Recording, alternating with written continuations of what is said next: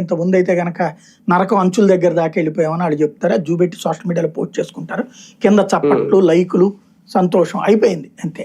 మనం ఒక భ్రమల ప్రపంచంలో దర్జాగా బ్రతుకుతున్నాం అనమాట అంతే. దీనివల్ల పెద్ద వ్యతిరేకత వస్తుందని భావించట్లేదా?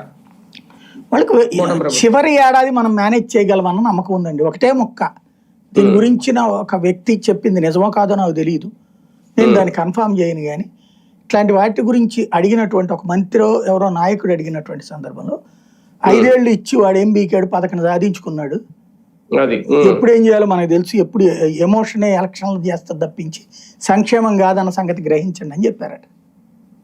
అంటే ఇచ్చిన పెద్ద ప్రయోజనం ఏముండదు, ఇచ్చిన ఓటేసేది ఉండదు, ఇచ్చిన తర్వాత అన్ని ఇచ్చాడు. ఫస్ట్ ఏడాది నుంచి ఇచ్చినోడు 11 సీట్లకు పరిమితం అయ్యాడు, ఎమోషన్ లేపాం, మనం గెలిచాం.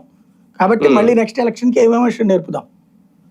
అప్పుడు ఏ పవన్ కళ్యాణ్ ముఖ్యమంత్రి ఇస్తాం 2 ఏళ్ళు అని, 1 ఏడాది అని, పవన్ కళ్యాణ్ కూడా మేము ముఖ్యమంత్రిని చేస్తాం కదా, ఇట్లాంటి మాటలతో ఎమోషన్ క్రియేట్ చేసేస్తే సరిపోతుంది అనుకుంటున్నారు. అంటే భవిష్యత్తులో ఇలాంటివన్నీ కొన్ని పథకాలు నిర్వీర్యం అయిపోతాయి, కనపడదు ఇంకా అంతే. రైట్ చూద్దాం. కానీ నిజంగా ఇదైతే చాలా దారుణం, ఘోరాతి ఘోరం. ఇప్పుడు